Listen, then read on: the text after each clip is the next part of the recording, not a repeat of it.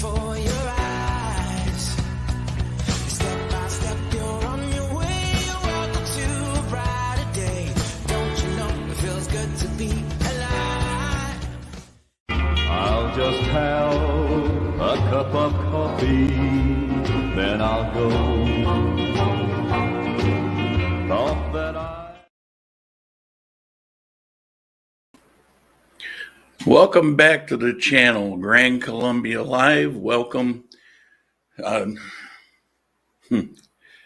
Coffee Time Live, Grand Colombia channel. Maybe I didn't have enough coffee this morning. It's another beautiful day in Armenia, Colombia. As a matter of fact, let me show you a clip that I just took this morning. When I say it's another beautiful day, this is what I mean.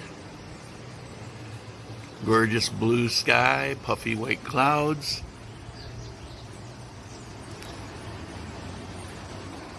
Feeling the breeze. You can see those trees waving around a little. Nice little river at the base of my building.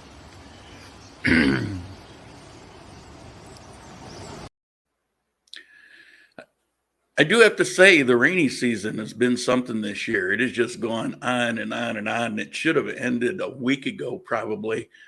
And even last night we got a rain. It wasn't real strong, but we got a pretty good rain. So it's a record year. It's a banner year. I know in Medellin, I've got viewers there. It's been raining cats and dogs there on and off, past when it should be. But rain makes it green.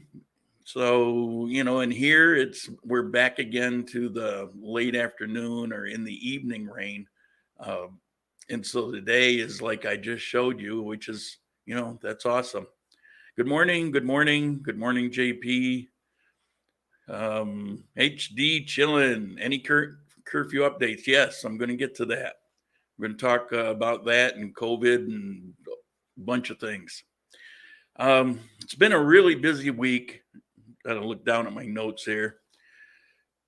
Been finishing up my new desktop setup with that case the friend he has a little computer shop here in town. He gave me a case and a power supply. I was able to get it back together. It's actually almost completely done, and I'm just waiting for a cable. I had to get it from the United States. There's no tax, and shipping was like $3 or something. The only downside is I had to wait a couple of weeks, so it's going to be a couple of weeks before it's completely done and finished, and it should greatly improve you know, the things that I'm doing here. And I think today you're going to see some pretty good sound and pretty clear picture. I did some homework in that I needed backlighting that was having an effect when you'd see the green screen, those little sparkles. And so I went to the home center. I bought some LED lights and you know, set it up. Hold on just a second. First, I'm going to, just so you know, I'm going to talk a couple things about the channel, and then I'm going to get to the curfews and flying in, any changes there. And then I've got a couple news items, and we'll get to the Q&A. But here's just a quick view of my setup. You'll see the homemade LED light bar that's backlighting me.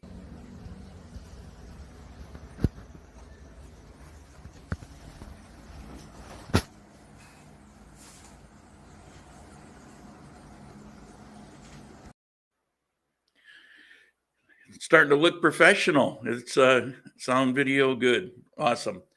It's been taking me a long time to get to this point, and these lockdowns have been a boost. You know, various things have come along that have just helped me out. I actually only have one more purchase. It's not even a large purchase, and when that cable comes in, I should be completely done.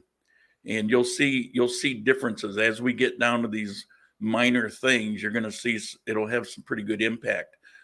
Also, I'm live streaming at this very moment on a place called dlive.tv. So if you went over there, you would see this live stream.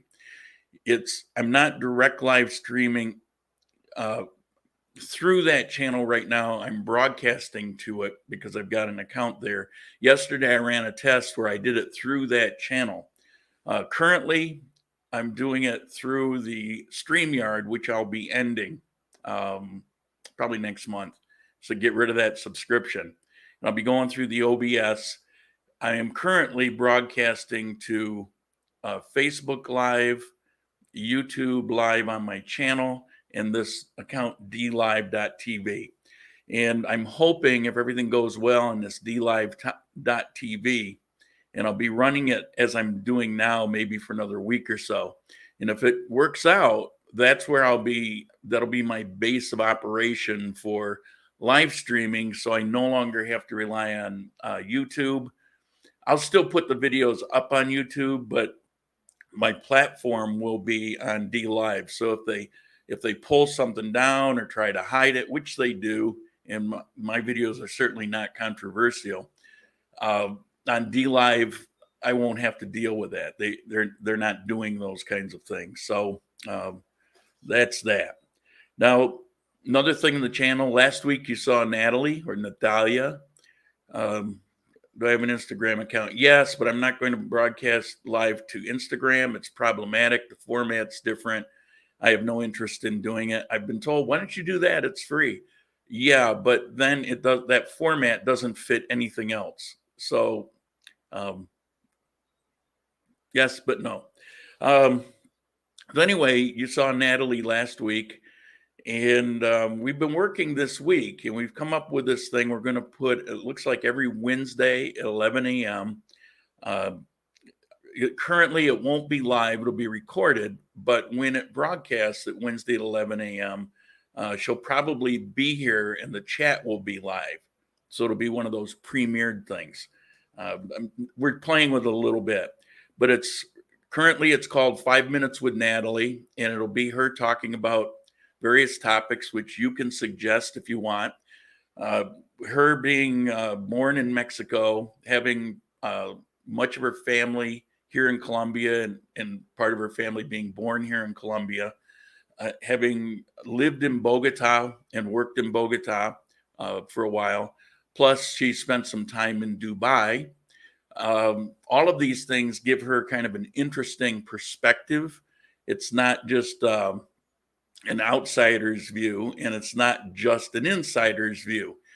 So she's got a pretty good perspective on things, and I have a lot of respect for her opinion. And so I thought that might be a pretty good source for you guys, to run questions by her, suggest certain topics, things maybe I would never think of. And she's certainly much better to look at. So she's agreed to do that. Now, she doesn't speak English, so she's going to do it in Spanish, but we're doing English subtitles, which is a total pain. It's a lot of work, but her videos are going to be very short. We've done her first one. I'm almost done editing. The only thing I have to add to it is the subtitles. We've got them ready, so I just have to add those, and it'll be ready to go up for Wednesday, and we'll see how it goes. I would ask you, if you can, to be there, see it at 11 if you can. If you can't, view it later. And I will tell you this, that any contributions that come in on her video, when her video is showing, I will give directly to her. Now, her job is in Bogota, but she's been on vacation. She got back from Dubai, and she doesn't have to be back to Bogota till the end of February. I know she wants to hear where her family is. The only thing is, she's got a really good job in Bogota, and she doesn't have that job here. And so I don't know. We'll see what goes. We'll see what happens with that. She's agreed to guide some of you guys that are coming here to visit, which I'll mention here in a minute. And I don't know, maybe we can put together enough things where she'll hang around, stay with her family. And no, she's not my girlfriend. We are just friends. So some of you guys always have these weird ideas. So her first one is pretty funny. We put it on a what do you call it, teleprompter list, but then my teleprompter, the remote, for some reason quit working, so I had to put it on a website one. So her eyes are going down from the teleprompter, and the speed was a little too fast. So we did a take two, but it wasn't anywhere near as good as the first one. So we're putting up her very first one take. There's absolutely no cuts in it. She seems to be kind of a natural. So I think you'll like it, but it is a little fast. We'll slow it down a little bit, but refreshing change from me, who just kind of drones along at snail's pace. Last night or yesterday, I met with a viewer who's been in Medellin for a few weeks. And because everything is locked down there, as a matter of fact, they just announced today that if you need to go to the supermarket, you can go directly to the supermarket and back, but you can't make any side trips. You know, it's like in full lockdown in Medellin. And that's through, I think, 6 a.m. Tuesday morning, because this is a big holiday weekend, the Three Kings or something like that. So Medellin is in complete lockdown. He got to the airport and he flew out here. He got here yesterday morning. He met up with Natalie, and I were in the studio here working on hers. So he came just as she was leaving. So hi, goodbye, and that was about it. And he came here to visit. I invited him to watch the Buffalo Bills game, and they won. He was real happy that it was close and went down to a nail biter at the end. I wasn't. You know, I've had 25 years of nail biters. You know, I'm ready for just, let's have some blowouts so I don't have to have a heart attack constantly. So that was fun. He brought some beer. I had a beer, and I was full. Not much of a drinker, at least anymore. So that was nice. And then when it was over, we went out to we went to Container City. It's a place that's got all these container boxes, and there's like sushi and barbecue and chicken wings, and here's a bar, and here's Mexican. It's, you know, it's like one of these things like that. So we went there, had some Mexican. He's kind of vegetarian, but that's not an issue here in Armenia. They had on the menu vegetarian versions of most everything. So, you know, we talked for a few hours. Then I came home, and he went out to try to hit the bars. And he said that even though the published curfew here in Armenia, which is no more drinks, is midnight, he said at the bar that he went to last night at 10 o'clock, they stopped serving drinks, and at 12 o'clock, he had to be gone. So, you know, that was, what do we got here? That was a little surprising to me. What am I adding to? I got something strange here. Oh, okay. Sorry about that. This control panel, the setup is a little new, and I saw something that threw me a little bit. So anyway, we had that. Now today, after this is over at 2:30, I'll be at the airport meeting up with a viewer who's preparing to move here from the United States. And he spent 4 years in Mexico, so he speaks some Spanish, but this will be new for him here.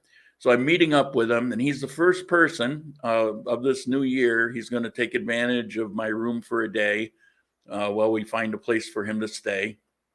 And he's hiring me to, you know, walk him through. And I told him, like I tell everybody, you don't really need me for more than a day or two, maybe at most, to go over details of what it's like. And after that, then one of the girls that I know here can operate as a guide. So if you want to go to Solento or learn how to ride the buses here, or, you know, whatever it may be, you know, they're very reasonable, 60,000 a day for 6-7 hours.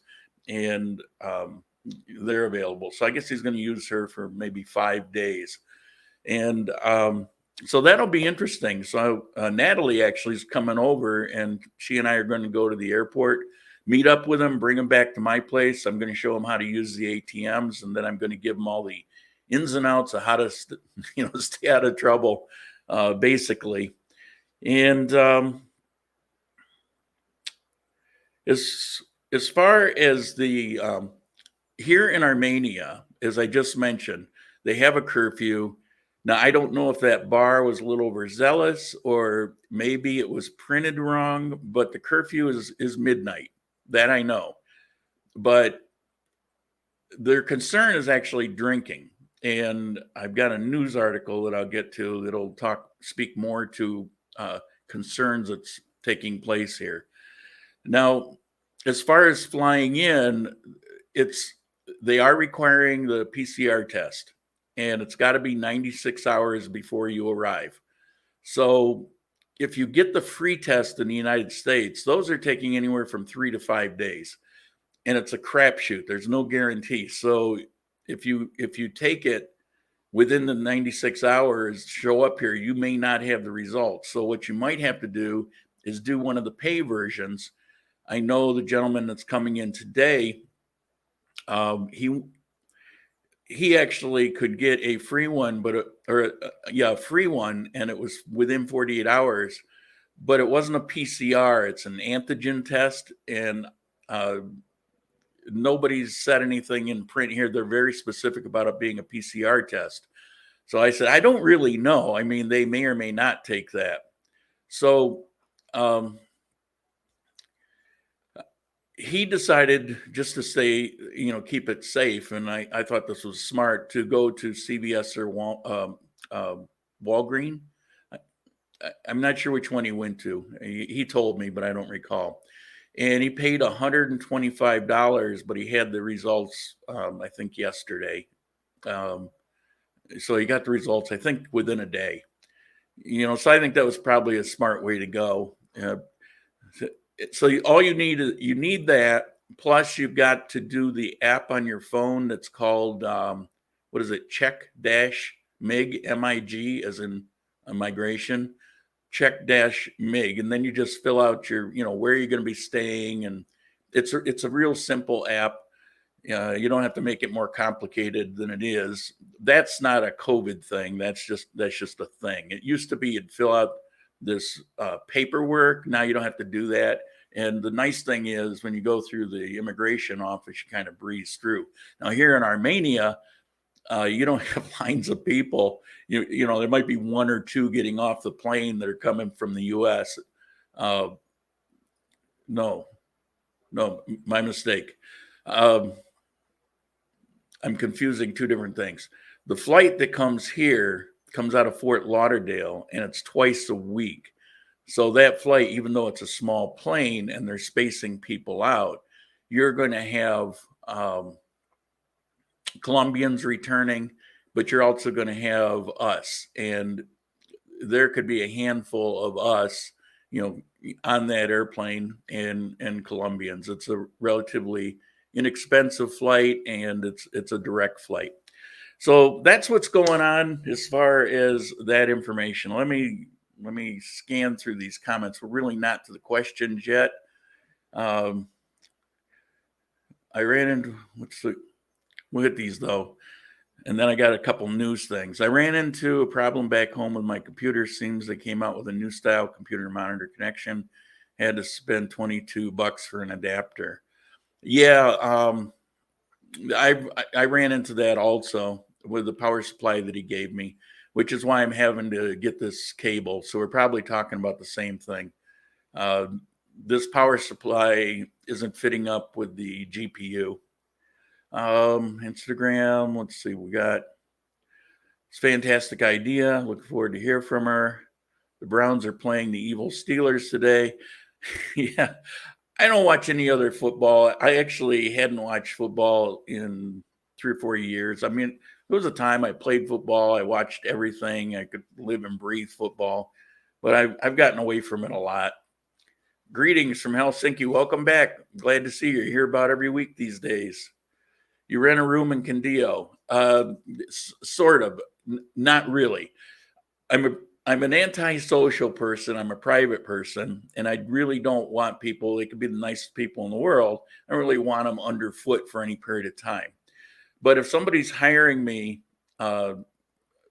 for the information, spend a day with them to go over some very specifics. And often they'll come with a list. If they're hiring me for that, then their first day here, they can also use the bedroom I have. It's set up for that. If they're not sure where to stay or whatever, and then transition out. I'll do this up to 3 days, but I don't want to do it any longer than that. It's no offense to anybody out there intended. I just don't want people around. I like my privacy. I mean, that's why I don't have a girl living here. I just got to have my privacy. Any news on vaccines in Armenia? New York City getting mine at the end of the month. They're coming into Colombia. I haven't really been following that too much. I did see an article where I think they're here already, but I don't know. I know that they're coming in. Colombia bought, what was it? I think they bought 3 million in their initial order. So, those are going to go to, like they should, to old infirm people and maybe some important people in government or something. But they'll be here. It will lag a little bit behind the U.S. because the U.S. created these, so they've got priority. But they are coming here pretty quick. And I think they're already here, but I don't know. So they're here or not. How expensive are you? I'm damn expensive. If you look on grandcolumbia.live and you look under the tab relocations, you'll see that kind of information. I've got a car so I can transport you around, and it's got that broken down. I have no idea what that website is. Came back from the States last Monday night. Immigration just asked me why I was here. When I was leaving, stamped my passport. Next. Yeah, there's some confusion over it. And the thing is, you don't want to count on it because you never know. They came out and said that until the 12th, they're not going to require the PCR. But they said that after they said they are going to require it. So depending on the airport and the clerk and how he feels, when you're being checked in, they may or may not require it until the 12th. So officially, you don't need it until the 12th, except the court said the 4th. I'd just have one, and then you don't have to worry about it.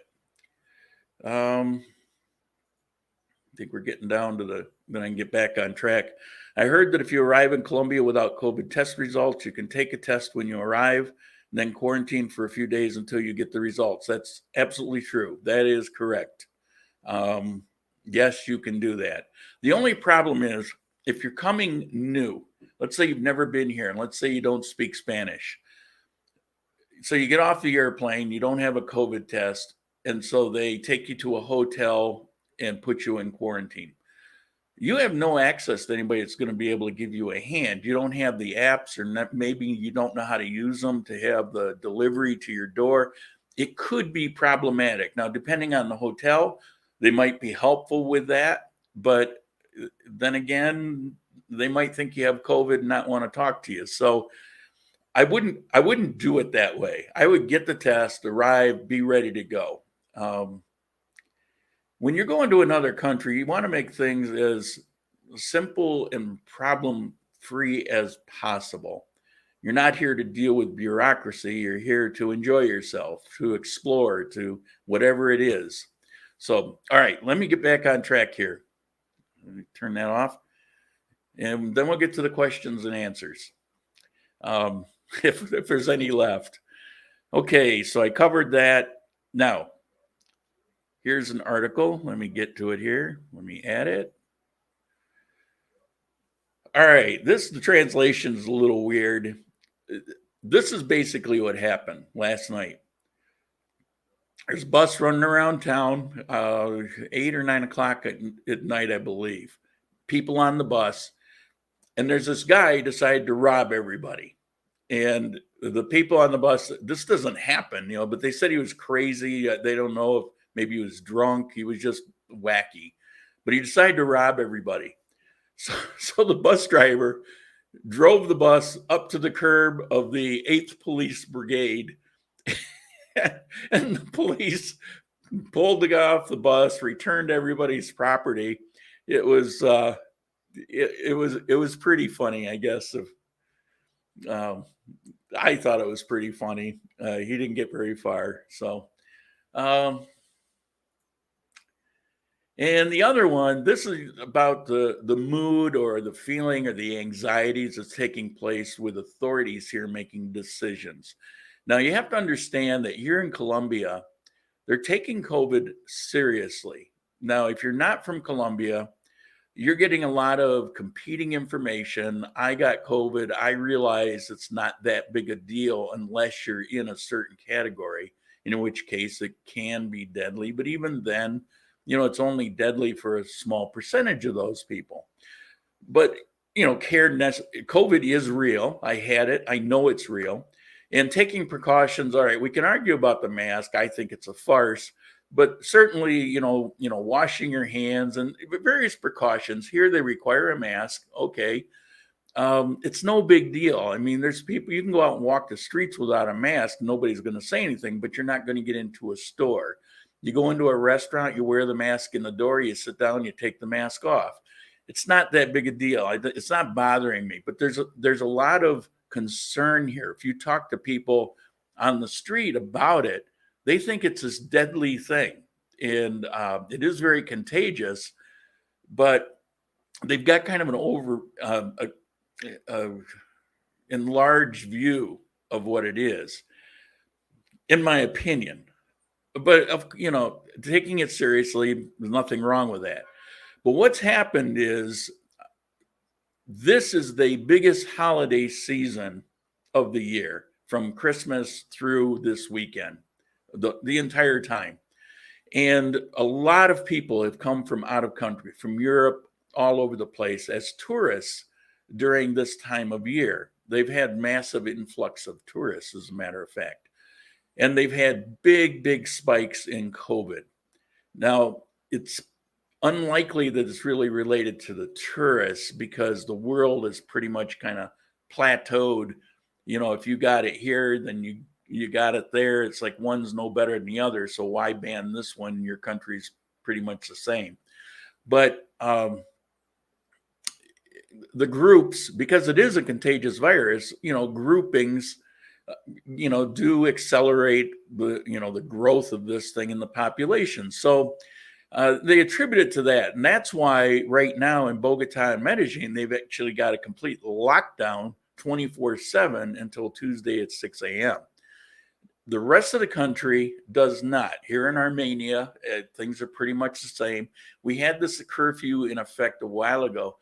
I forget about it because I simply don't go out that late. What's a late night for me is an occasional, like a few times a year, 9 o'clock at night. I'm up at 5 or 6 a.m. anyway. I was up at 6 a.m. working on Natalie's video this morning and then preparing for this. So, I that's just how I live. But if you're a night owl, then, like he discovered last night, they stopped serving drinks in that particular place at 10 p.m. and they closed at 12. And that's a Saturday night. Normally that would be like 2 a.m. But aside from the things I've just mentioned, Armenia is back to normal. I mean, jobs have been coming back. A lot of places went out of business this past year, but I'm starting to see, unfortunately, some of my favorite places are gone and won't be returning. And that's a little sad because it takes a while to discover your favorite places. But it's gratifying to see that you're seeing new businesses move in. And it's just revitalized. And I think I mentioned this once before. I know a bunch of people here, and until recently, I only knew one person that was unemployed. Well, as of this past week, that person is also employed. So I don't know a single person, except by choice, because Natalie's unemployed, but there's a reason she's not really. So I don't know anybody who's unemployed who wants to have a job. That's pretty good because honestly, a couple years ago, there were more unemployed than that. So, it's taking a good turn. But this spike in COVID has people freaked out. That's what's going on. And it says here today, this was actually, I think it was yesterday or 2 days ago, Kandillo, which is like a state, and Armenia is within it. Armenia is the capital of Kandillo. It's reached its highest number of deaths for a single day since this all began. And so, that's creating some real concern here too. Fortunately, the mayor of Armenia is a pretty cool guy, and he doesn't want to infringe on people's freedoms, and that's why things are pretty normal here. But at some point, things like this may push him to start to have like maybe a 7 p.m. curfew. I'm not saying that's going to happen, but I wouldn't be surprised if headlines like this continue. Now you say, well, how many people died? And again, we have the COVID complications thing here also, so it's hard to say. It's not really directly with COVID, but maybe they died from pneumonia. They're 90 years old, but they had COVID, and that triggered the pneumonia to be worse. That kind of situation. What was the number? 15. So, yeah, you got to put it all in perspective. But when we've been running with 0 to 1 or 2 people, even at the beginning of this, and then all of a sudden, you hit 15. But you also need to, put a little more perspective, because we've had almost nothing here. The hospitals in Cali have been sending patients to the hospitals here in Armenia because our hospitals are, practically empty. So they've been using the beds here. So when you look at this, yeah, it took place in Kandillo, but how many of those have anything to do with Kandillo? So, I mean, nobody's really talking about that, but, it's kind of obvious if you're reading these, the various information and putting it together. So that's what I got as far as the news goes. I think if you're planning on coming here, you'll find that useful. And now let's get to... It's Q&A time. It's time to start asking your questions. Remember, 4 question marks first, then ask the question. Okay, guys, go at it. Let's get some Q&As happening here. Oh, I didn't show you as I'm waiting for you to throw some down. There's a little intro for Natalie's show on Wednesday.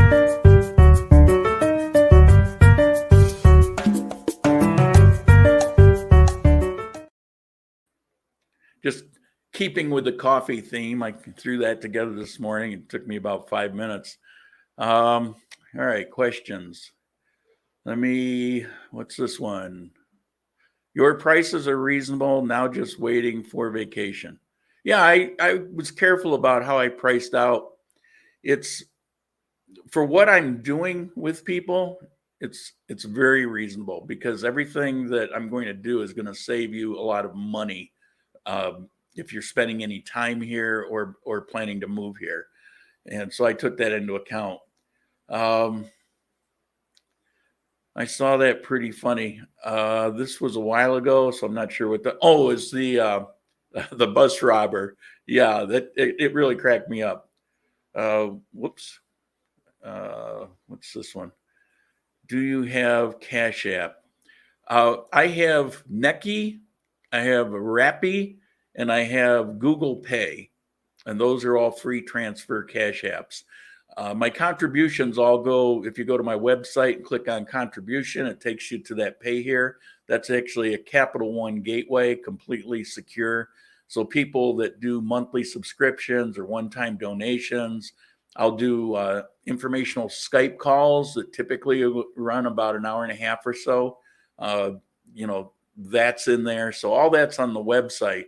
But I do have those those Cash apps, I don't know if there's one called actually Cash App. I don't have it, and I don't plan on opening another one. I love Rappi, but if I get anything on Mercado Libre, Rappi doesn't, for some reason, it doesn't work right.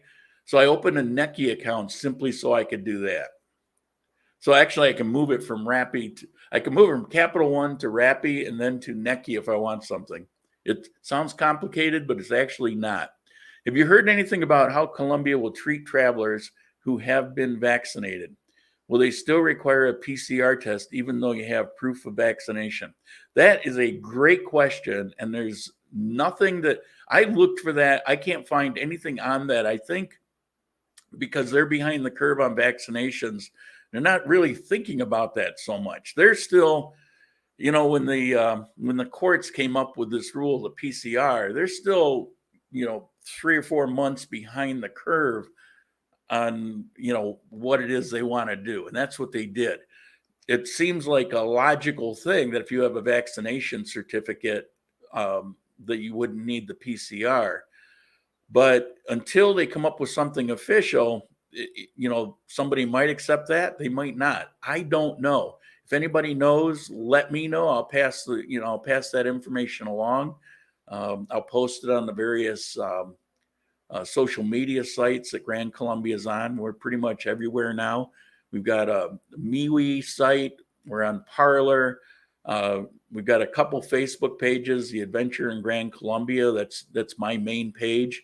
And then recently I opened one, Expats in Armenia, Colombia, simply because we don't really have anything here. So I created it, but I've got already, I think, 4 moderators on that because I don't want to administer that page. So I'll be putting this information out there when I get it. It's a great question. Unfortunately, I can't really answer it. Puerto Rico, howdy. What was the reaction in Colombia of what happened on the Capitol Wednesday? Nothing really. I don't think anybody really cares. Anybody I've talked to a few people since then. You know, from afar looking at it, I think it's pretty funny. Well, it's not funny, it's sad. But looking at the amount of silencing and censoring that's going on about information and watching them, you know, when that happened, it was like within a day or two, they started framing it as a coup, as an insurrection, which is absolutely nuts. And, you know, the whole thing is being conjured up and contrived. It's ridiculous. They're saying Trump, you know, instigated it but they're censoring his 2-minute speech when he came out and he sent the National Guard and he announced that. And he told people, you know, this is not what we do. I abhor any kind of violence, you know, don't do anything like this and blah, blah, blah. You know, and all that actually, for whatever reason, was pulled off of Twitter, pulled off of YouTube. You know, it's kind of, so from here, my point of view is this is kind of crazy what's going on. But here, I don't know, people are happy to be back and working and living their life, and they're not even talking about local politics very much. Whereas 2 years ago, there was a lot of talk about local politics. I subscribed 2 weeks ago, but it doesn't show that I did. Any advice? Send me an email and I'll figure it out and get it sorted out. I swear to God. Now, I will say this. I get quite a bit of email, and when my computer crashes, this is what I do with email, because it can really pile up and then I lose track of things. So what I'll do is I'll take emails and throw them in a folder separate from the email program that I need to get back to and answer. And generally I'll do that within a day or so, but it keeps them from getting lost in the clutter. So when the computer blew up, I lost some data. I recovered most of it, but I never found that folder with those emails that I needed to respond to. I don't know what they were. There weren't very many. I think there were maybe 8 or 10 because I stay on top of it. if you sent me an email and you didn't hear anything back, because there are some, there were some, it's because I don't know. I don't know if it exists. I don't know about that email because of the way I do things. Normally that works fine. But in this case, it didn't. I lost those emails. And maybe I'll just create a folder in the email itself. I had reasons for wanting a separate folder because, well, it doesn't matter. But so I hope that answers it. But definitely send me an email. I'm on top of them again. I'll send another one. Yes, absolutely. Please do. And if you had sent me an email and you didn't get a reply, that's why. And pretty much everybody that's dealt with me will tell you that I'm really good at responding. But in that case, it was a nightmare. I mean, when I say the computer exploded, I'm not kidding. I mean, it went bam, and then I saw flames up the back of the tower. The room filled with smoke. As I'm scrambling around to unplug it, it had melted the power cord. So I'm trying to pull the power cord, and the power cord just, sparks start coming off because, I hit two wires, and it was a crazy, I don't know, it seemed like minutes. It was probably 30 seconds. And the voltage, apparently I was able to recover most data, but for example, the Bucaramanga videos, there's 4 that I was working on. As I work on them, I'll save. And so I'll have this version and this version and that version. It's kind of an overabundance of caution. And what happened was when that thing spiked, it took out some of it. So I've got versions of it, but I've actually got some of the early versions. So I lost some work, but at least I've got the core information. So I don't know. Things happen. You say, well, why aren't you running a backup? Well, I am, but it backs up every couple days, and it's. Let me. I don't want to be a dead horse here. All right, I can see that question. It's yet to come up in this program, so I can't post it quite yet. But it says, "What are your impressions of Finlandia?" I like that question. Whoop, here we go. What are your impressions of Finlandia? I like Finlandia. In some ways, I think it's better than Solento. Now, I have no problem with tourists. Some people say, oh, I don't want to go where tourists are or whatever. I don't have a problem with tourists. The reason tourists are at some places because there's a reason. There's something of interest there. If there was nothing of interest there, there'd be no tourists. But then again, it wouldn't be very interesting, right? So Solento is a very interesting place.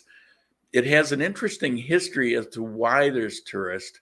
Back with I'll see if I can cover this quickly. Back in '99, when the earthquake hit, and Solento was hit really hard, it was pretty disastrous. And the country kind of rallied together, and people came out to help rebuild things. Actually, it wasn't the '99, it was prior. It was an earlier one. I'm getting this jumbled up, but it was some years ago. I think it was actually maybe around the 50s, but take it with a grain of salt. A while ago, something happened. A bunch of Colombians came to help them, brothers in solidarity, and they, helped rebuild. Well, there became an affinity for Solento, and it became a popular place for them to come back and revisit. And then it grew. It became actually a tourist destination. Why is everybody going there?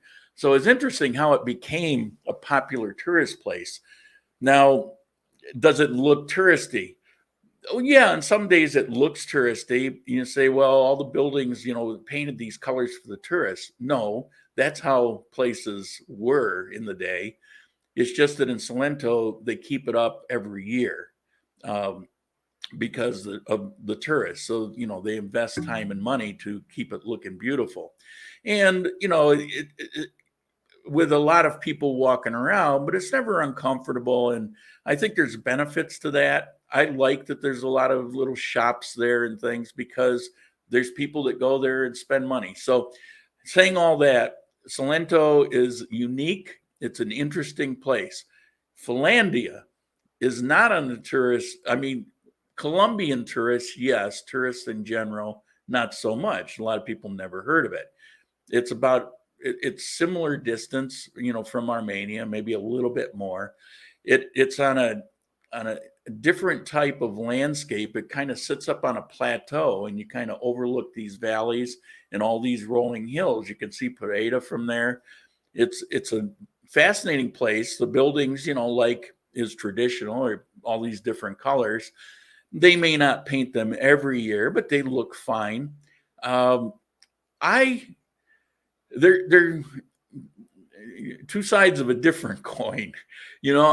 I like going to Solento. It's fun. And if I were a partying kind of guy, evenings in Solento, it's a happening place. There's some cool things going on in Solento. If you like to drink and dance and, all those party for the youngins, it's, I did a video and caught some of that one time. Solento does have that. Finlandia, it's a little quieter, but it's nice. I'd say, why choose? Go to both. They're pretty awesome. Power surge caused computer problems. In my case, no, it was a failure. We don't really get, we don't have surge issues here. I used to monitor it, but I stopped after about a year. I had a little gauge thing, and things are pretty steady here. I will say that during this past early in December, I had, I don't remember, I think over the course of a week, I had 4 or 5 power outages. It lasted, maybe 5 minutes, but it was really unusual because, I went a couple of years with none.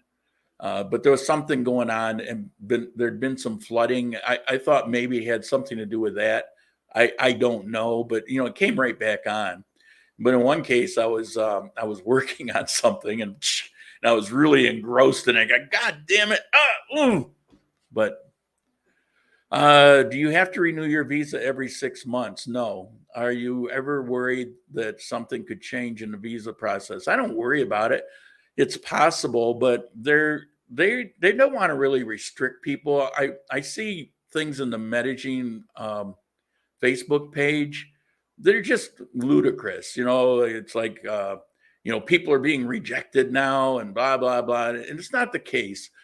And I've explained this in a previous coffee time, I think a couple of weeks ago. There's rules of what to do, and it's very simple. And some of those things were not enforced in the past, but now they are, simply because they need money. This COVID thing's been expensive, but they're not new rules. Actually, I did a visa video. It wasn't a coffee time. Go back and look. I think it's only about 8 minutes long. It's got visa on it, and it was only in the last few weeks. So if you look on the YouTube channel, go back, or library.tv channel, go back, I don't know, a handful of videos, and you'll find it. And I talk about it. You get your visa. Mine's a retirement visa. You have 3 years, and then you renew it. And what I need for renewal is I need to show 6 months bank account. Didn't have to do that before. Now I do. Well, I won't go into that. So 6 months bank account information, just to verify your income, your retirement source, which you just print out. You don't have to get it notarized or anything. You just print it off in my case, from not the IRS, what do you call it? Social Security. Just there's a page you print off. You print that off. They take a copy of your passport, your little passport photo, and is there anything else? Oh, and you have to show proof to renew it. You have to show proof that you've been subscribed to the EPS system. That's the health insurance system for $30-some a month. And that's it. And that's always been a law, the EPS. So that's not new. They just didn't really ask about it before. Now they're asking, because if you didn't pay, then they're going to want to collect that. So, you want to do that, make sure all that's done within 6 months of you have to renew it and you're okay. They're not asking to go way back. So, no, it's easy. It's not every 6 months. It's every 3 years, but it's not every 3 years forever. That on your 5th year, you can then apply for citizenship, in which case you no longer have to renew your visa. You'll have another year on it. So it gives you a year to go through the citizenship process, which also is not that cumbersome. So the best backup software I found is Good Sync. You can set it up to real time or any interval you want. Tijuana, Mexico. What are you doing in Tijuana? I've got some, I don't know if they're good memories or bad memories. Let's just say I have some memories of Tijuana going back. When was I in Tijuana last? I was living in California. And so we would run down there. Oh my God. Early to mid 70s, I believe. I got sent back to the States. It was 76. Whenever the Eagles had New Kid in Town, because that was kind of my theme song, I guess, or so I was told. I got sent to Santa Ana, where they kept helicopters for the Marine Corps. It was a helicopter training squadron. I was a crew chief, so I got sent back to operate as a training crew chief and to fly the Marine whatever. I used to fly Kissinger around, so that kind of tells you how long it was. Kissinger and his many young, pretty girlfriends. So I was there for, it was less than a year, and we would occasionally run down to Tijuana. That was back when I was a bad boy and never went to bed. And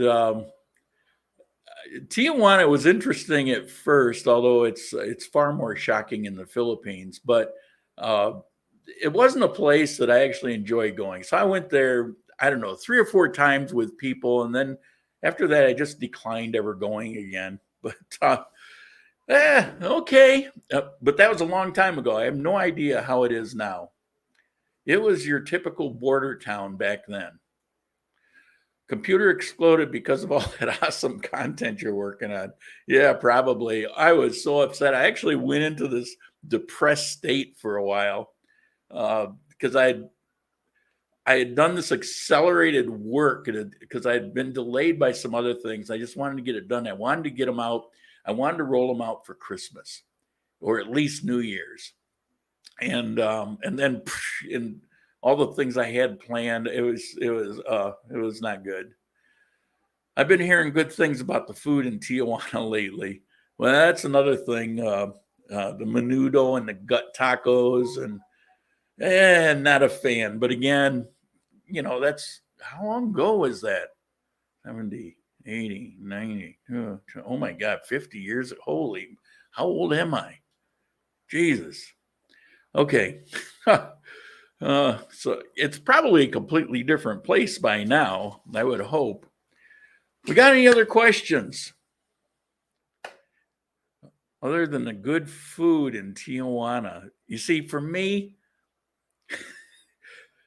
that's a shocking statement. That is hard for me to believe. Do you have any expats that are amateur radio operators in Colombia? This is on the D Live channel, and I can't see the chat on this program. They're not, at least not now. It's not connected. So somebody on the D Live channel is asking, do you have any expats that are amateur radio operators in Colombia? And I have no idea. So if there's anybody out there that knows, please drop me a line and I'll pass it along, or you can go to the D Live channel real quick and answer that man's question, dlive.tv. And if everything goes well, that will be our future location. let's see. Apparently, in the last 10 years, a food scene has developed there. No kidding. Well, that's good. You know, it's you got to have something more than donkey shows. Uh, yeah, it was a shock to my sensibilities back in the day. Not that I had sensibilities, but what's your handle on Parlor? Grand Colombia. Everywhere it's Grand Colombia. I don't really do anything on it. I never did anything on Twitter. I have the social media. I'll generally get notifications. But honestly, the guy I went out to have dinner with last night, he asked me how much time I put in. And I probably average about 12 hours a day. And so there's a lot of things that, you know, I could go into more depth on, like why haven't I been doing more podcasts? Simply because I haven't really had time. Looks like Coleman is signing in. He's the guy who's from Medellin. So if I see him actually pop up here, I'll see if I can put him in. I mean, he can tell you about what his experience. He's the one that said he couldn't get another drink after 10 o'clock last night. How do we find you on the D Live channel? It's Grand Colombia, no space between it. Grand Colombia. I'm new to it, so I can't really tell you much more than that, but it's dlive.tv/Grand Colombia, one word. Well, he's back out. I saw him and then he's back out. Sorry I'm late. I didn't mind. Anybody mind?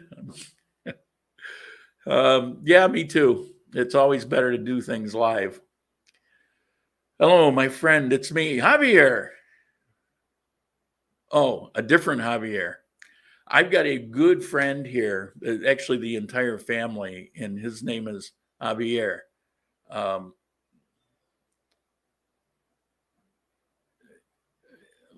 Armenian living in Switzerland. Understand that the Armenia that I'm talking about, and I think maybe we're talking past each other, this is not the country Armenia. This is a city Armenia in Colombia, South America. Are there volunteer organizations I could hook up with in Armenia? I get bored. Yeah, there's no problem with that. There's a language exchange that's pretty vibrant here. I haven't been, but Justin, my blind friend here, he went a couple times. I guess there's 50 or 60 people that go to the language exchange. There's church organizations. There's all kinds of things, you know, to volunteer. It's, as a matter of fact, you can even create your own. Well, technically you could do a nonprofit, but oh, looks like Mike Coleman might be back, so I'm going to see if I can get him in here in a second. Yeah, there's lots. If you show up in Armenia, maybe I can hook you up with somebody I know, and maybe they can direct you. All right, let me see if I can get him in here. Now, he was moving from I don't know what the heck that is. He was moving from a hotel. He was moving from a see your hotel. Foot. See your foot. No, we don't want that way. Trying to find a format here that.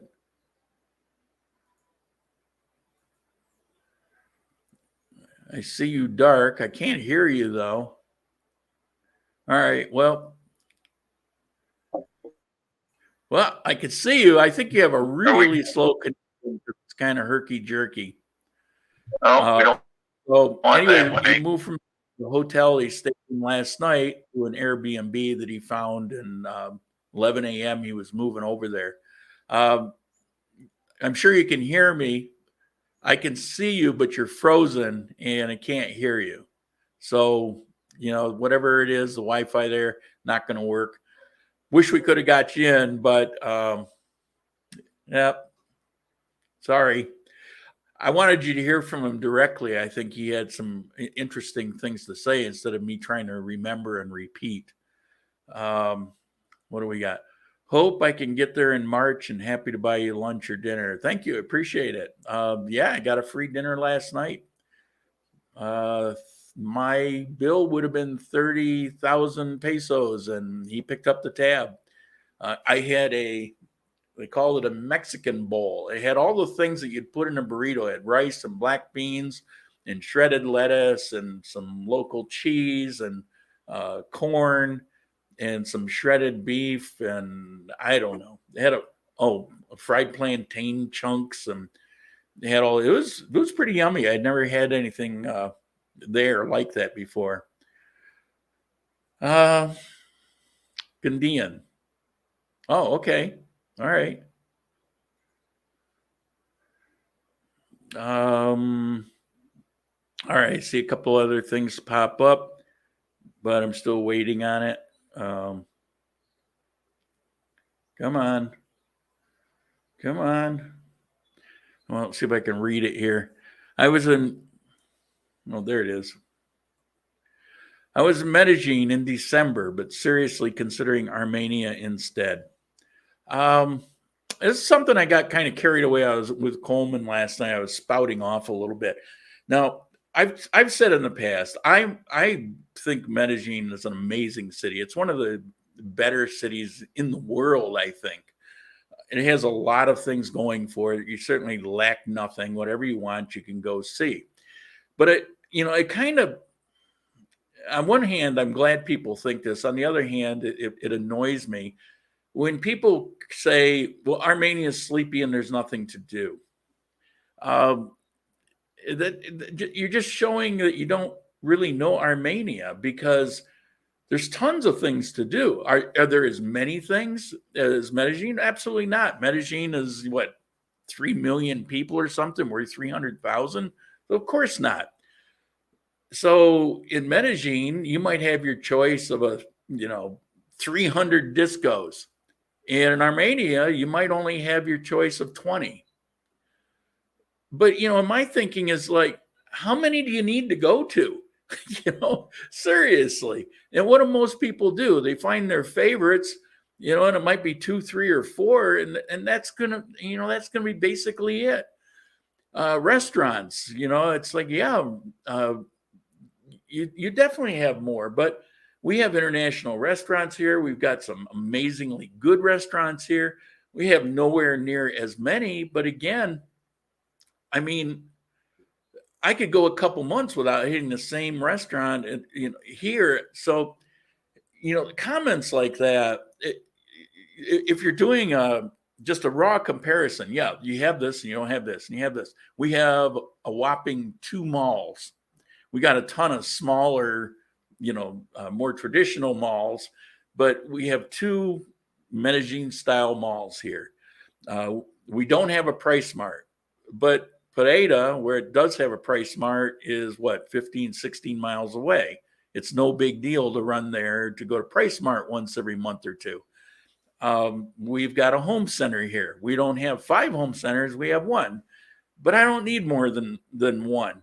And so if whatever your lifestyle is, you can do it here, but there's things here that Medellin doesn't have.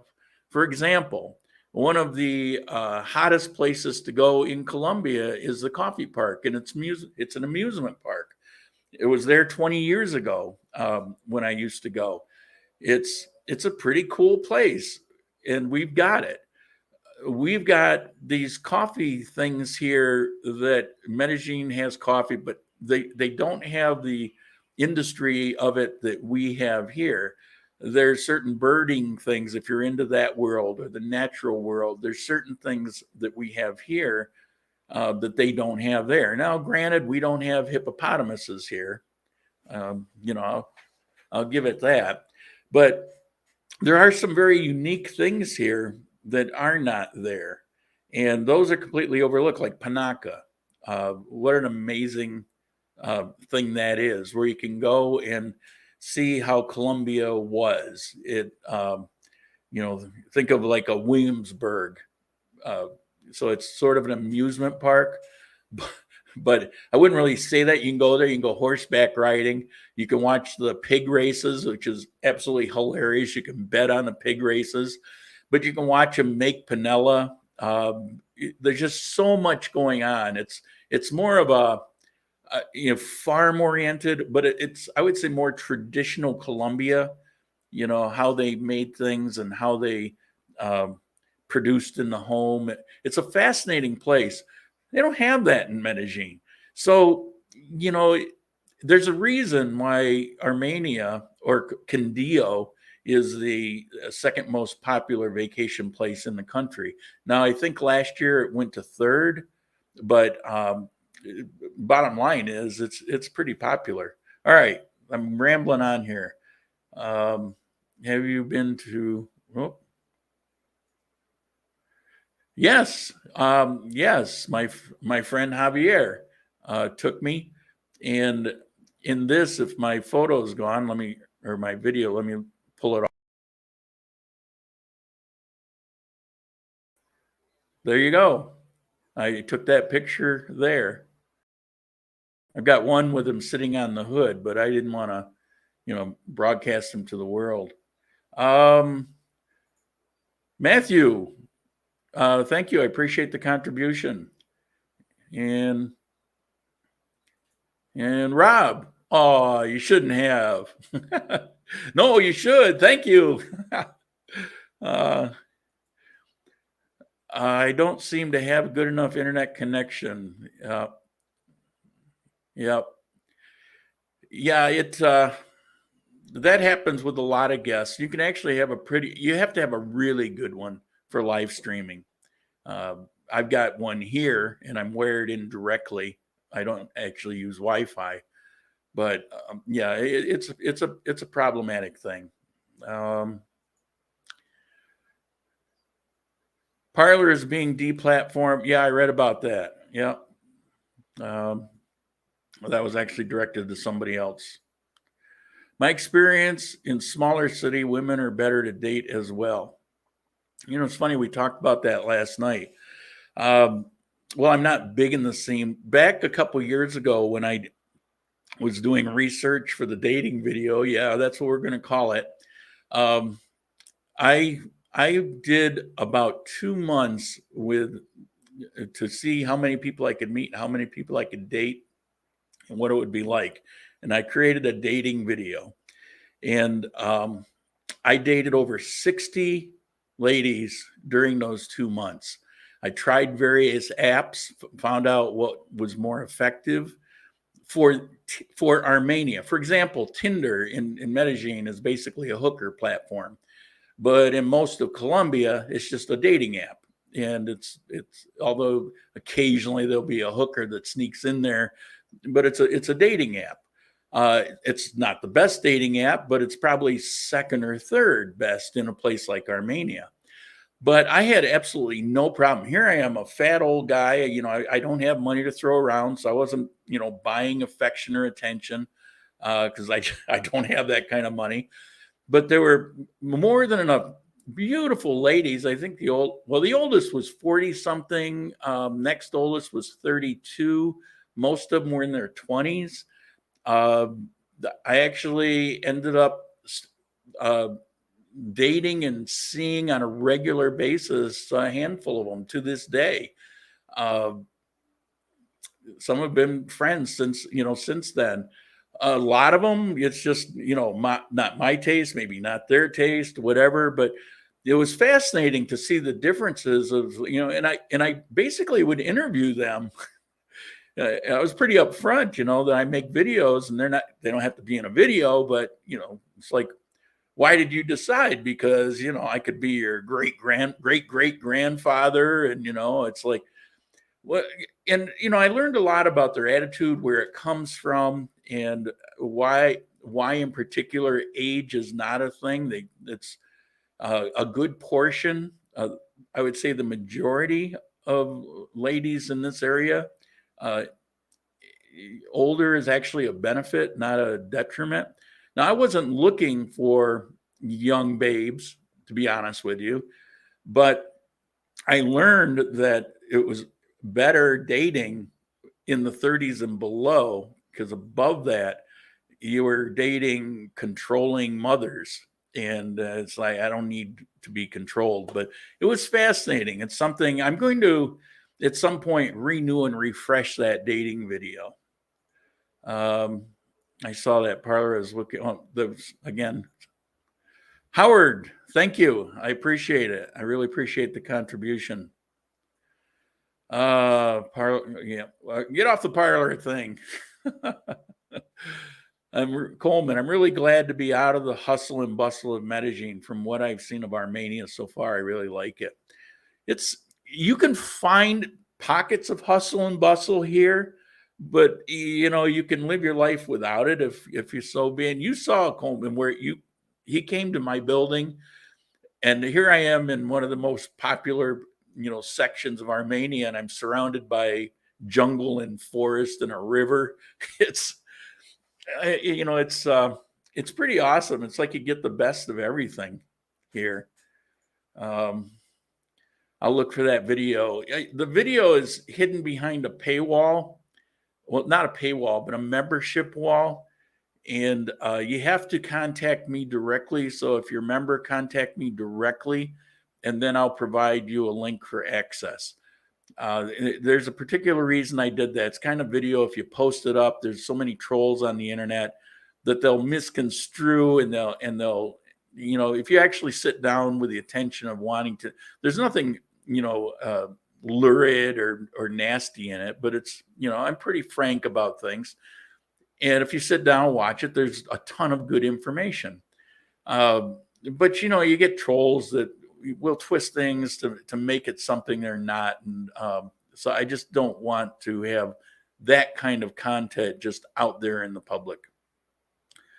Plus, I put a lot of work and money into that video. So, I want to recover something for it, to be perfectly frank.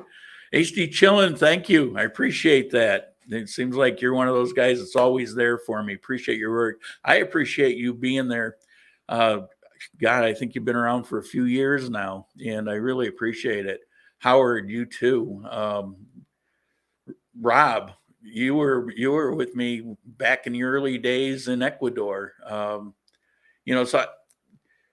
I've told you guys from time to time where I'll spend time telling you how much I appreciate it. I am sincere about it. That is not a fake thing. And there was a time a little over a year ago, I was going to stop doing this channel altogether because I keep running into things, the lack of finances to solve some of the problems that make it frustrating. There's a lot to this. And, if you were to get behind here with me, you would be amazed at how much there is to it, and how much work goes into it. And you guys have been there and helping me and supporting me. You've been through thick and thin, some real disasters and some real triumphs. And you're the reason, truly and honestly, it's not just, hype. You're the reason that this still exists and why it keeps improving. Now, my talent doesn't improve, and I'm still an ugly toad, but the content's here, the ability to ask questions directly and get real information. And, I avoid things that I'm not that familiar with, and I have no problem saying that. But there's other topics. I don't just take my opinion, but I'll actually research. I'll talk to people. Same thing I did back in Ecuador. Before I talked about the pesticides problem, for example, in Cuenca, I talked to more than 20 local people. I researched to death. I read the reports on that town near Quito where the potato farms were, and all the cancer and deaths that were taking place, childhood mutations. I went into the hardware stores and inspected what they had. So then I comment on that in the video, and I have people say, "Oh, you don't know what you're talking about." No, actually, you don't know what you're talking about. So in other words, I really work to bring you real information. Now, a lot of it is opinion. My particular experience, and my experience might be different than someone else's experience. When it comes to factual things, I'm really careful about that. And I say, actually, even in my comment section, or the information section below the video, come around and say, this is my life and my experiences, my opinion. Of course, yours might be different, but I'm not a weekend visitor. I'm living here. I've been living here now almost 3 years. I lived over 3 years in Ecuador. I lived in Pereira, 20 years ago. So, I got some knowledge, and I don't just live here. I'm actively seeking information. There's a big difference in that. 60 days to 60 days sounds like a movie. I think there was a movie like that, but that's what I think it was 64. And a lot of them were just knockouts. And it's like, really? Really? Why? But it's one thing I love about Armenia in particular, but other places in Colombia are similar, is that people don't judge you. Now, Medellin is a little different. It's a little commercialized, but people don't judge you. They judge you on your character, on your honesty, integrity. Those are the things that they look for. And what package that comes in, they don't really care. That's why you don't see, I'm asked from time to time, somebody from the US, and he or she, they're Black. And they say, well, will I have any issues there? No, people aren't even going to care or notice, because that's not how they operate here. It's kind of the Martin Luther King dream. People are judged by the content of their character. And I just love that here. It was a complete opposite in Ecuador. I never thought I could date that young without a mutually beneficial relationship. I assume only Philippines for dating that young. You must be a smooth talker. Well, you posted that before what I just said. Here, they're looking for something else. Not everybody, but I would say more than 50% have the attitude that I'm talking about now and that I talk about in that dating video. And so, you look for that. But I didn't intentionally look for somebody young. I accidentally, because she lied, actually had a date with somebody who was 16 years old. And I knew right away there wasn't anybody I wanted to continue. That wasn't in that way, but she was really hilarious. So she got back with me, and I didn't know, she still lied about her age. And she wanted to come by one afternoon. This was when I was in Manizales. She wanted to come by one afternoon and just to visit. I laughed so hard. So I wasn't doing anything that afternoon. I said, yeah, sure. She came by. She's wearing this little plaid schoolgirl outfit. I go, what the? You've been lying to me. I know. I told you you've been lying to me. So I looked at her cedula. She was 16 years old. She's now 20. And she's going to she messaged me. I'd heard from her for a while, but she messaged me recently, how you doing? Christmas and all that. And she's headed to Panama. She's got a friend there, girlfriend there, and she's changed a lot. And says, I have fond memories because, we hung out a little bit here and there, but it wasn't, it's like, don't get me wrong, 16 is legal. I think 14 is legal in Colombia, but you don't want to date somebody. You just have, this, it's not going to work for me. But she was funny. The youngest that I actually dated like a date was almost 19, and that was too young. It was too immature.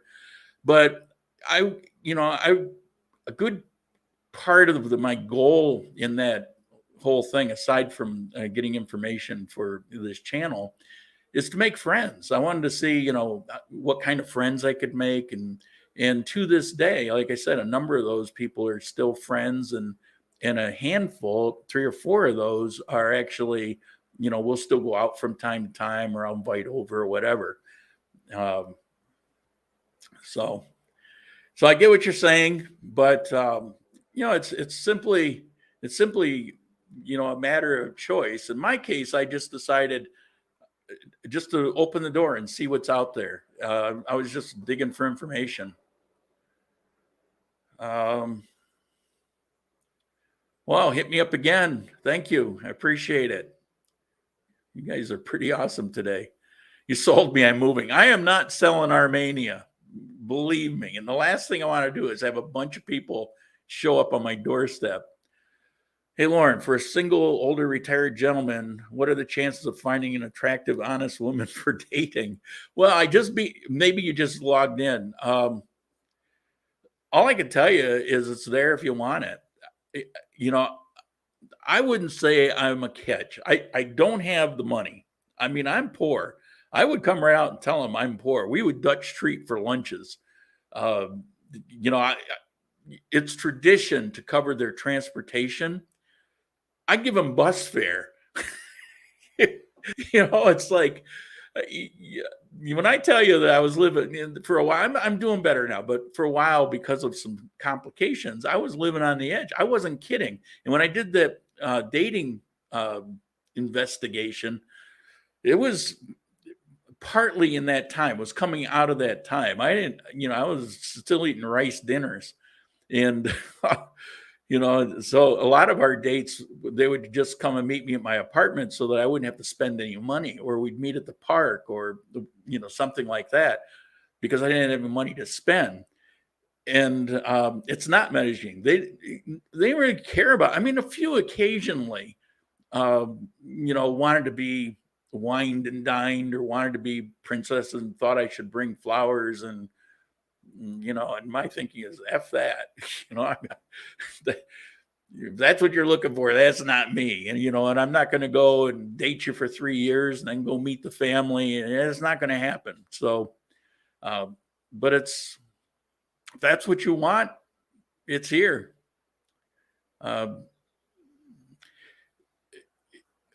That's definitely an advantage in most of Colombia that Medellin will never have again. It's just that ship has sailed. It's too commercialized. There's too many people that hear about, you know, scams they can run. They can get money out of people. There's actually chat mills that take place in Medellin that are run by these guys that hire these girls to get on chat and get people to send some money. You know, it's like, you know, chat them up, and you know, and some will, you know, they're not very good at it, hit you right away for some money. Some will kind of lure you down the path and, you know, get you to send them some money. Yeah, I'll be here when you come, and da da da da. Medellin's famous for that. Now, I've heard that there's a couple, you know, here, and I'm sure because word gets around throughout Colombia, but I actually didn't run into any of that. Or if it did, it was just part of my screening process. When I tell you I dated 60 people, I didn't date everybody. As a matter of fact, I probably had 3 times that respond to me or contact me in apps. I also met people. Like I met this one, I've told this story before, but I met this one in eyeglasses at the mall, eyeglass store. And we got to talking. And another one was in a clothing store downtown El Centro. You know, so, but you want to be careful about certain things. You don't want to walk up and just talk to somebody on the street that you don't know. You can do that in Medellin here. That's considered kind of rude. So you want to be careful. What else we got? Would you live in Bogota? No, I don't care for Bogota very much. It has a lot going for it. And the area in particular that I like is the areas near the American Embassy. There's some really nice barrios. They're a little upscale. It's pricier. It's certainly considerably more expensive than here. So in my situation, I couldn't afford it anyway. But it does at night. It gets really bone-chilling cold, and I like cold. I mean, I'm from upstate New York, but it gets this weird cold that just penetrates you. And I had some really uncomfortable evenings there. I've been to Bogota, I don't know, 7, 8 times, maybe more. Spent a little time there a few years, 20 years ago. I would go there quite a bit. 3 years ago, I stayed 2 nights there. You know, I've been on and off, but it's just not for me. I'm not in for big cities. You know, breed more crime, more problems, more things to watch out for. I like living in a place where I don't even have to think about those things. Is there crime here? Yeah, probably, but I never see it. I don't have any friends that ever see it. If you ask them, they'll say, "Oh yeah, there's criminals and there's this and that." Well, have you ever been robbed? Well, no. Okay. It's almost like a myth. I know it exists, and I know the areas to stay away from. My police friend, kind of reinforced some of that for me, but it's just not in my world. It's certainly not in my part of town. Some will blackmail you too, but Philippines is worse for that. I had something the other day. I got a message from one of the apps that I hadn't used since that couple years ago, that dating thing. And I get a message, and there's a girl on there, and she says that she's here in Armenia and wanted to meet up and something. So it was at night, so I had time. So I'm chatting back and forth with her. She spoke text a little bit of English here and there, and then she said something about coming over. Well, it's late. I don't really know you. I don't know if I'll have time. Next thing I know, she's trying to blackmail me. Well, I didn't do or say anything wrong. I didn't send any, inappropriate pictures or anything. I said, well, do your best. So I have no idea where she was. She said here in Armenia, but she actually talked. She had kind of a hard edge, which is why I wasn't interested in even meeting with her. That sounded more like Bogota or Medellin, but it was kind of interesting. So I just deleted that app. I forget which. I think it was Locanto or something, dating, but I'm not sure. I just deleted it. It's not like I do those things anymore. I know enough people and people that know other people. Actually, a girl that I went out with in Cuenca as a friend thing, because I had medication then that kind of precluded anything else.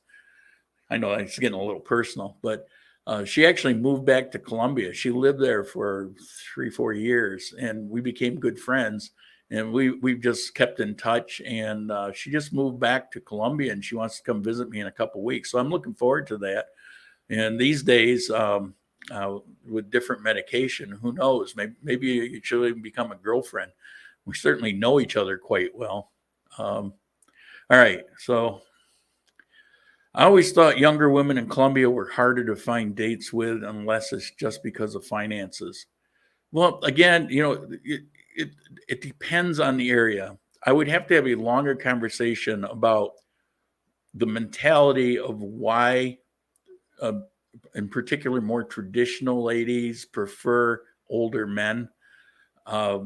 In Medellin, you have a different culture. In Bogota, because you had a lot of people coming from every given day, typically in Medellin, you might find 20,000 people from outside of Colombia visiting Medellin. And that brings that kind of information. That's why you see so many streetwalkers and things like that. There's a guy who's got a YouTube channel where it's entirely about red light districts. Well, that's a good portion of Medellin.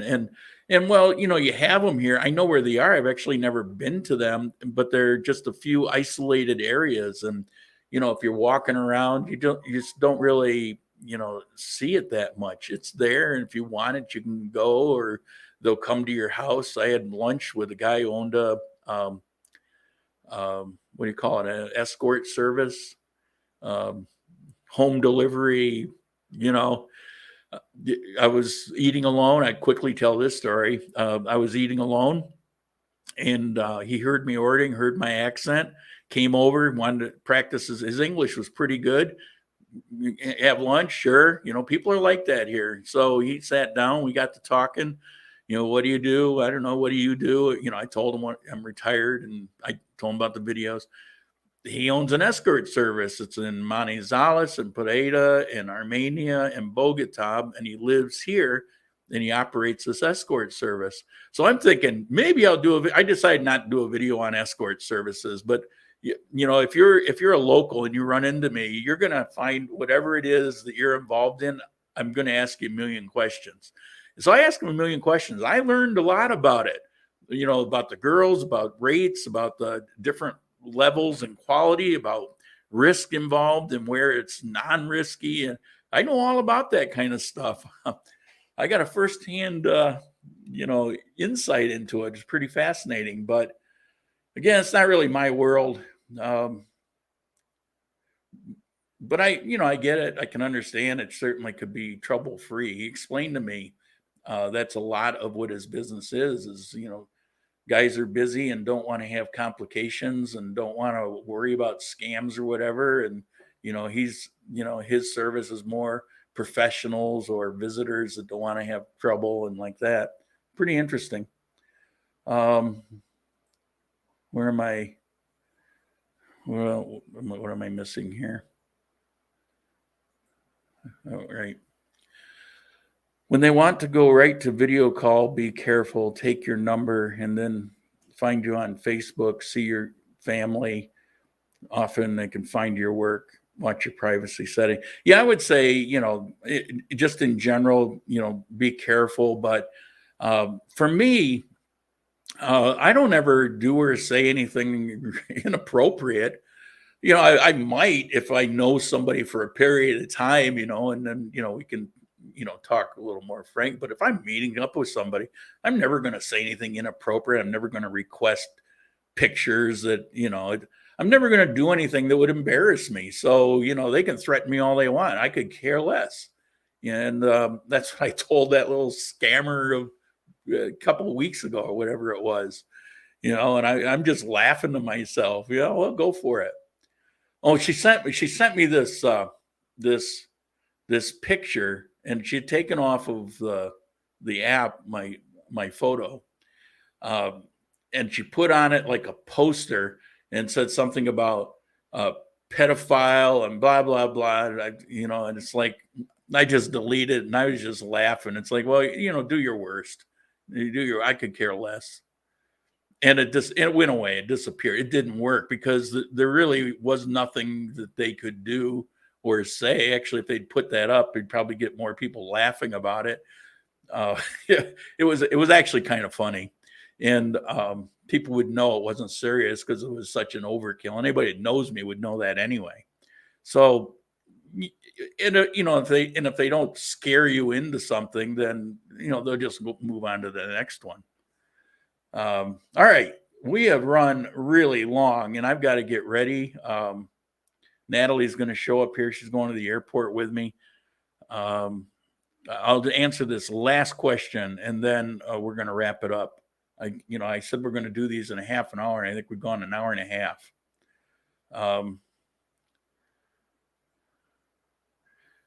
Can you rent a scooter or motorcycle? No, but you can buy them real cheap. You can buy a little motorcycle for $300. It's very, and you can use your U.S. license for a short period of time. All right, so what cities where young Colombian women want older men without money involved? Most of Colombia. But again, I think it would be a mistake just to target young women. I think what you want to do is I think what I did was pretty effective because I got friends out of all of it. Go into it with the thinking of friends. If you're looking for a one-night stand, call my buddy with the escort service.